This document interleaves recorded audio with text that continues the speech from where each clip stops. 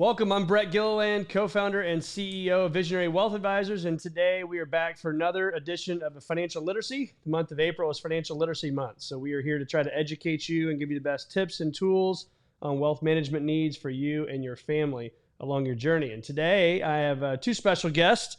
I have Miss Katie Martin. How you doing, Katie? Hey there, Brett. Doing well. How are you? I'm doing well, thank you. And I also have Jana Gregorek. Hi, Brett. Hi, how are you? Good. We are excited to have both of you today because you both bring a wealth of knowledge to the industry.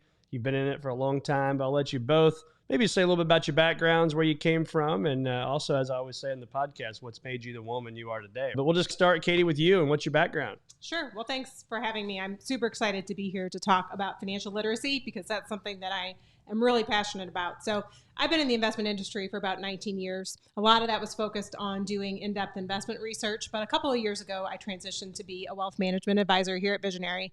And so now I get to work directly with clients on helping them put their money towards those things that are important to them. And the reason that financial literacy is so important to me is I'm also a mom. So I'm a mom of two daughters. And so educating kids and making women feel comfortable with their knowledge of finance is something that's critical to how I run my practice. Yeah.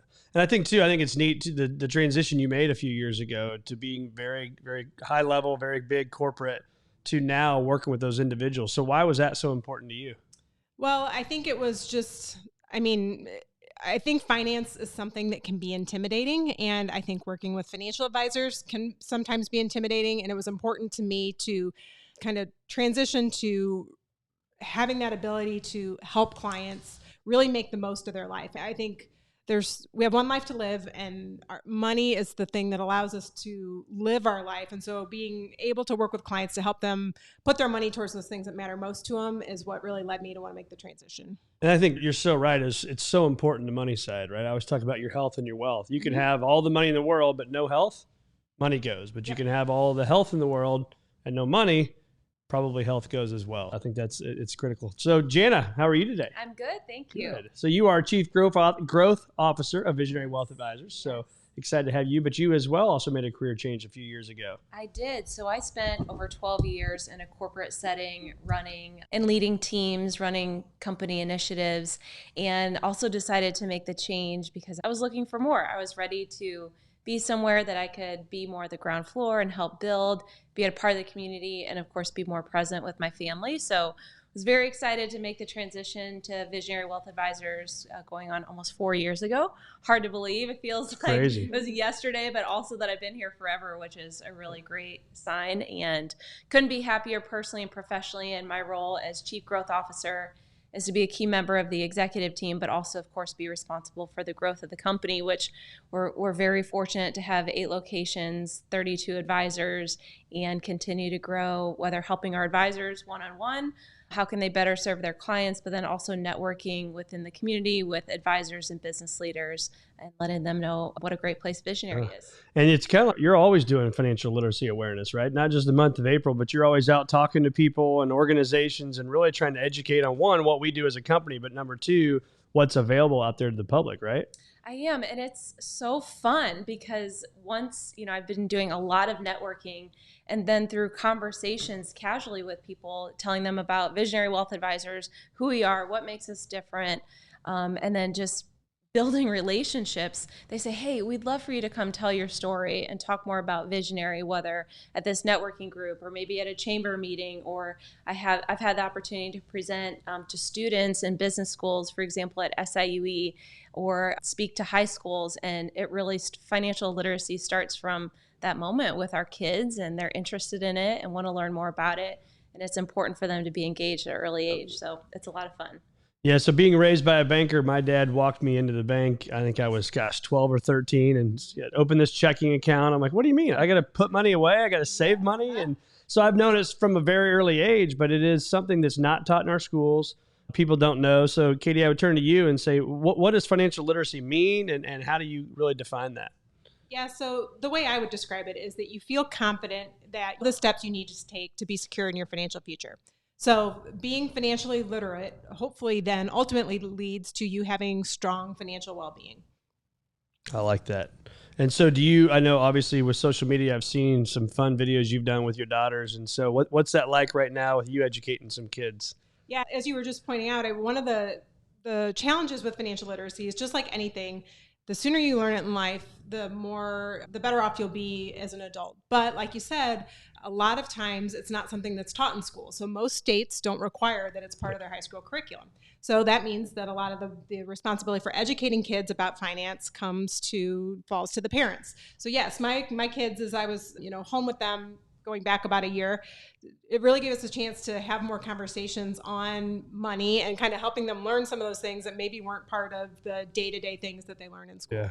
And I think too, it's important. It's not just saving, it's right. Saving, it's investing, it's donating, and it can be spending as well. Yeah.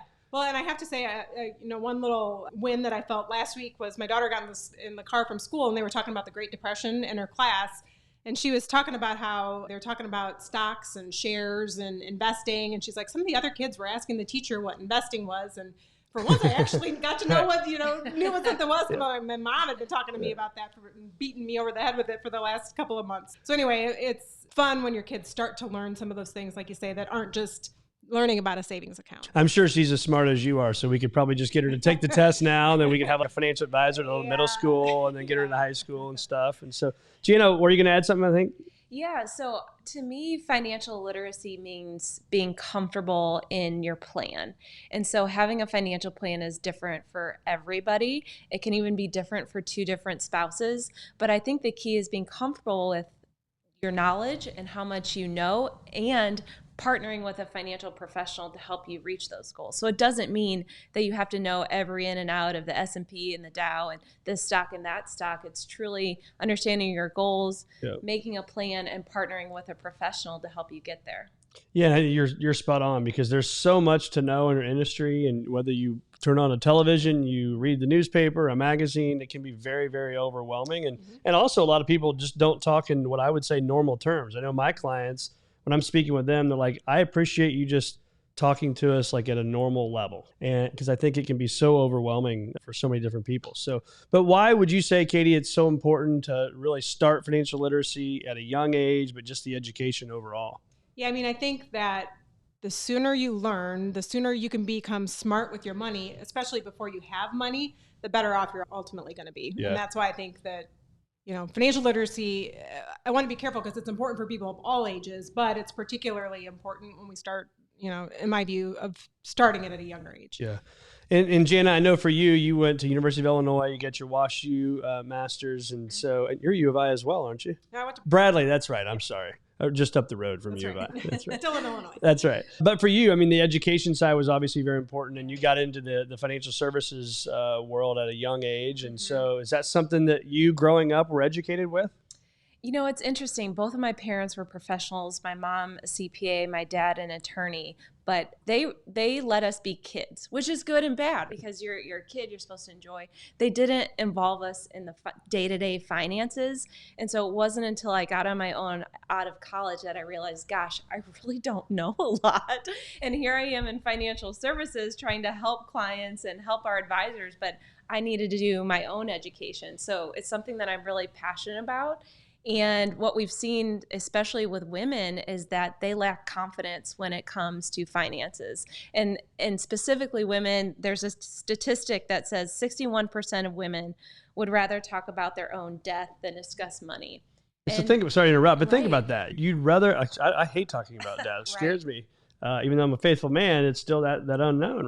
But why do you think that is? As a professional woman, why do you think that is? The studies tell us, and then out in these, especially, I'm very involved in a lot of women networking groups.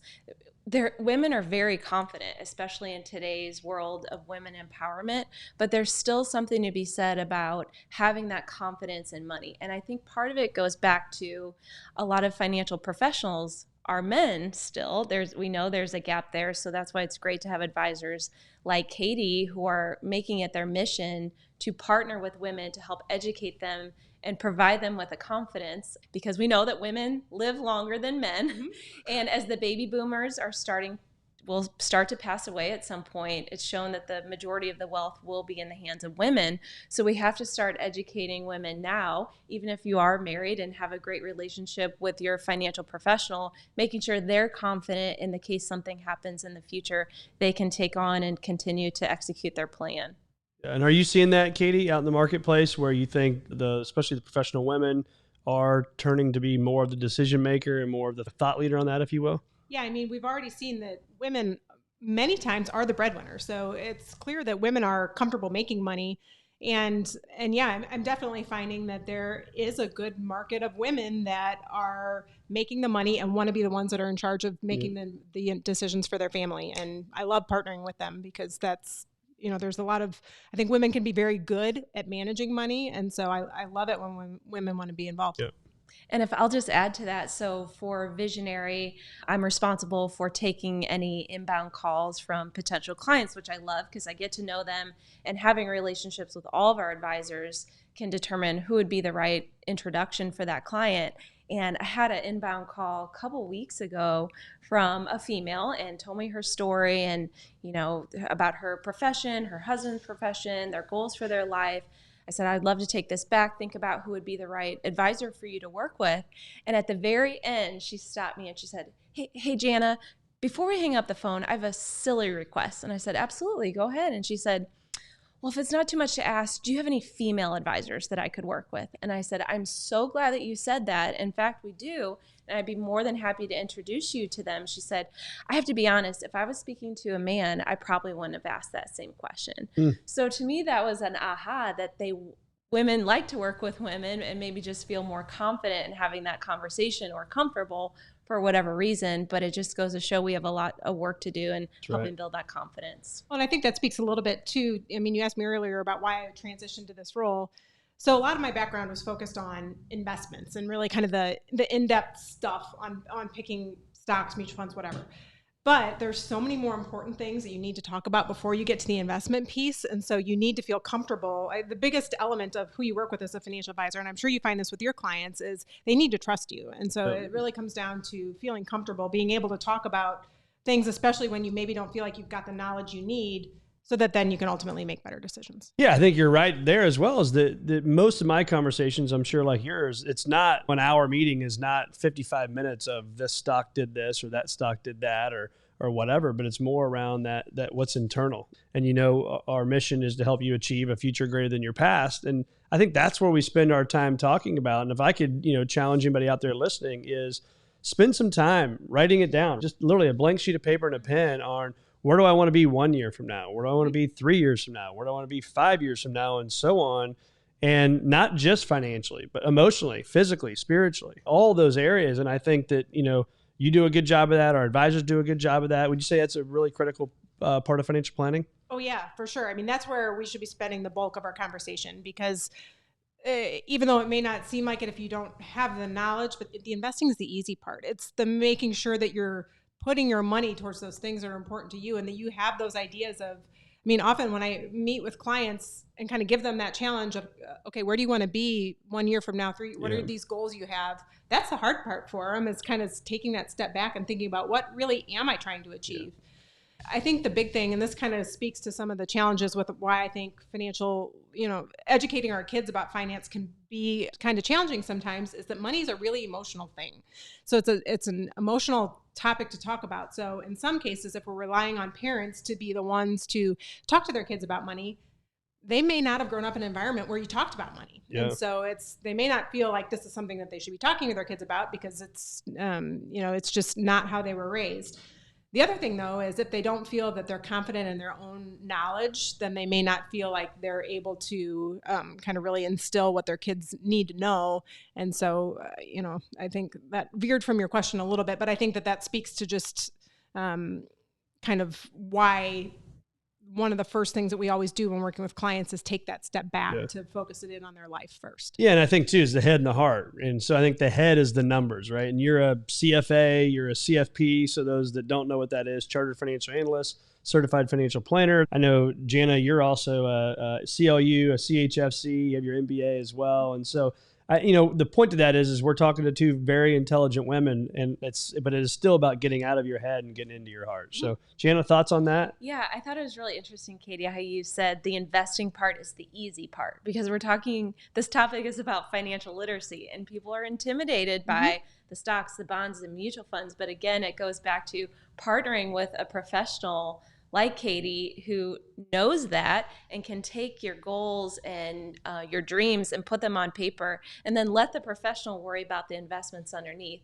I'd say that is another trend that we're starting to see, is you have people that have been doing it themselves and managing their own money online, and they get to a point whether they're too busy or they have more complex needs, and that's the time when then they say, I'm tired of doing this, or I don't want to do this anymore, I don't want to worry about it, I want to partner with someone that knows what they're doing, and this is their job, and they're a professional at it, and tell them what we would like to happen, and then let them take care of it so I can focus on my family, my job, and everything else going on in my life.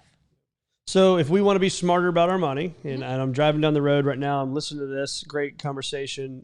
What do I need to do to be smarter with my money? Yeah, I mean, I think that, as we've kind of been talking about, I think finance can be intimidating, and it can feel like there's a lot of, you might be thinking that there's a lot I need to know before I can start investing or whatever it might be to get my money to work for me. But really what I want to do is make it digestible. And I think it boils down to kind of three key things.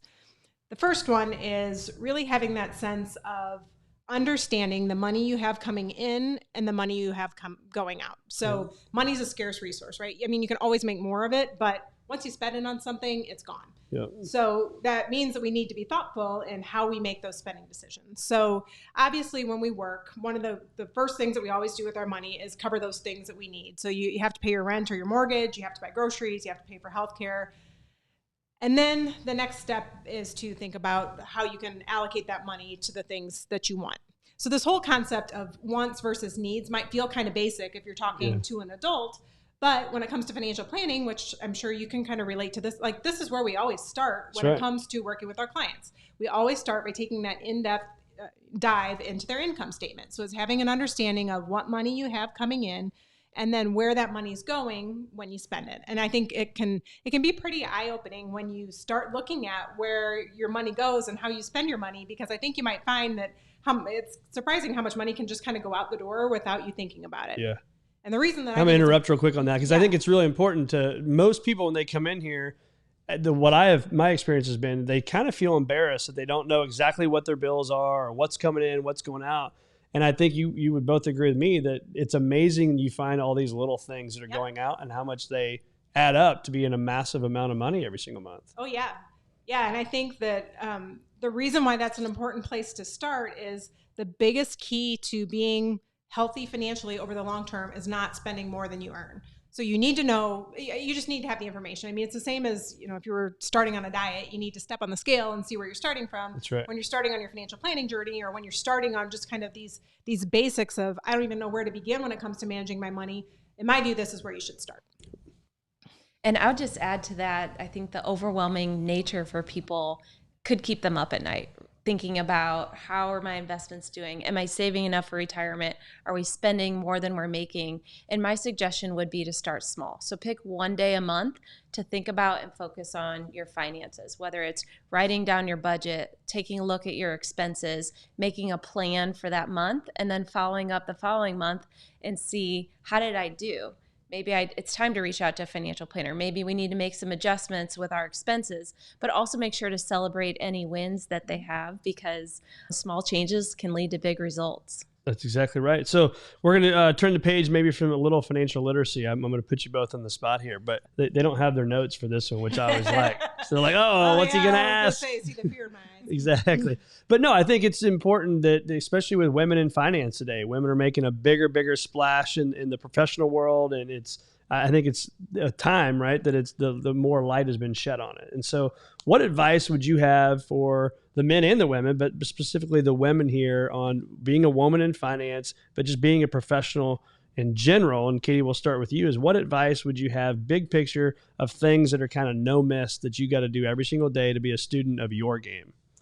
Yeah. And I want to be careful that I don't steal Jana's thunder, but a lot of what I've kind of gravitated towards on this are things that I've learned from Jana, and I think we think pretty similarly on this. But I think when it comes to being a female and being professional and kind of managing your life, I think on a daily basis, it's important to get up and understand why it is you're doing what you're doing, because that shapes everything about your day. It shapes, I mean, we talked about money being a scarce resource. Well, our most scarce resource is time. I mean, we only have so much time here. We need to make sure that we're making the most of it. So I think what I would encourage is make sure that you know why you're doing what you're doing, because you're devoting your time and your energy towards things, whether it's our job or our kids or our family or charity work or whatever it may be.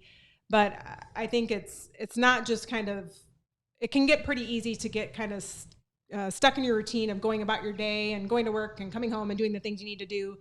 And you can do that for a long time. And then all of a sudden you wake up and you're like, well, wait a minute, maybe I'm not as passionate about what I'm doing anymore. So that's where, kind of going back to that, always thinking about why is it that I'm doing the things that I'm doing, so that you can be intentional with how you're living your life. What about you, Jana? I would say the number one thing for people in general, but specifically for women, is knowing your strengths.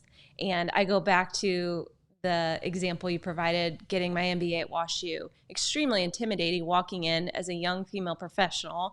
I was in my late 20s, and I'm a minority. I'm a woman in this gigantic class. And it's intimidating because you're surrounded by these brilliant professionals in all different walks of life. But knowing what your strengths are and capitalizing on that. So if you haven't done the Strength Finders assessment, and knowing your top 3, and that's your elevator pitch. I know my strengths are, I'm a maximizer, communication, and woo. And that really was evident as part of the WashU MBA program, knowing my strengths were very different than so-and-so's next to me. And I have different strengths at visionary than you, Brett, than you, Katie. Everybody has different strengths. So it's capitalizing on that and being confident in who you are. Also continuing to work on your areas of opportunity, but really capitalizing on your strength. And then the second part would be true to who you are. I think it's easy for women to try to fit a mold and try to act like this person or that person, which to a point is good, because you have to make it, so to speak, but at the same time, don't lose sight of who you are and be true to yourself and be your authentic self each and every day. I love that. And I think it's important too, as you said, the Strength Finders, you just rattled off your 3 like it was nothing, right? Which tells me you spend time on that, you focus on that, and you try to find ways to put yourself in the position to make those 3 things shine, I would assume, working with you every single day. But tell our listeners, where do you find those? I mean, how do I get to know those 3 things? Is there a book I can read? What's that like? Yeah, it's called Strength Finders 2.0. There's 2 ways to find it. One, it's a book on Amazon, so you can buy the book, and there's a code inside. You can take the assessment. I think it's less than 10 minutes, and it'll give you a full report of your top 10 strengths, and then areas of opportunity. But you can take those top 3 like I just did and use it into an elevator pitch. So every time you meet with someone and you're networking and they're thinking, why am I meeting with you? What can you do to help me? Yep. Here I am, here's my strengths, here's how I can help you. The second part is it is online as well at gallupstrengthfinders.com, and I think you can buy the assessment right online. Awesome. So I'm going to go on another topic here, and let's see if this is true for you too. But you hear this thing called mom guilt, that I don't think men that we deal with the dad guilt, because it's just kind of been ingrained. You go to work, and now mom's going to, like my wife with 4 boys, she knows everything. She knows the calendar, like where the heck we're supposed to be tonight. And it's just one of those things. So how do you deal with the mom guilt? How do you deal with that, Katie? Yeah, I think it's interesting because it really doesn't even matter how supportive of a husband you have. There's just something because I know you're Brett and me, we're both very supportive, and Brian, right? Yeah, I mean, I couldn't ask for a better partner, but I mean, there's just something about being the mom, and I think some of it's part of my strength and personality too, but I want to be the one that's in charge of the kids. I want to know where they are. I want to manage their schedules. I want to do all those things. I think it does get hard to, you might tend to take on more than you should, because it's just kind of the nature of being a mom and being the one who kind of wants to have all those things. And I think that gets back to kind of what I was saying earlier with really understanding why you're doing. And part of the I mean, part of the great thing about making the transition I did is this job allows me to do both those things. I get to do important work during the day for my client, but it's flexible enough that I can have the schedule I need to be the one to pick up my kids if that's what I want to do. And but yeah, it's real. Yeah. Jana, what about you? It is real. And when you say mom guilt, the first thing that comes to mind that everybody talks about, doesn't matter the industry, doesn't matter how old your kids are, is work-life balance. I mean, everyone talks about work-life balance. And personally, Brett, I hate the word work-life balance, because if you think about a scale and work and life balance, something is always off. It's never perfectly in line. So that puts this unrealistic thought in specifically working moms' minds that everything's going to be fine and I can do it all at any given moment. And you can't, because sometimes family is higher, sometimes work is higher. So I like using the phrase work-life integration, and it's something that I've tried to design my life around, which is one of the reasons why I joined Visionary, because I wanted to be more involved in the community. I wanted to pop over to school for a class project or a play and then finish up work for the day and just be more in control of my life versus sitting in a car driving to work for almost an hour, being in meetings all day and then coming home and then scurrying around. I did have balance where I could take time off, but I didn't have an integrated life where it felt like my own, that I was in control. Well, it's been great having both of you. I mean, we've gone now for, I don't know, 25, 28 minutes here, and I could keep going on and on and on. But so we'll have to have you both back on, and we'll talk some more mindset type stuff. But April is Financial Literacy Month, and obviously that's what we're here to do at Visionary Wealth Advisors, just really to give you the best tips and tools for you and your family in wealth management and also in business and in life. So it's been awesome having Jana and Katie today. So thanks to both of you for joining. Thanks for having us.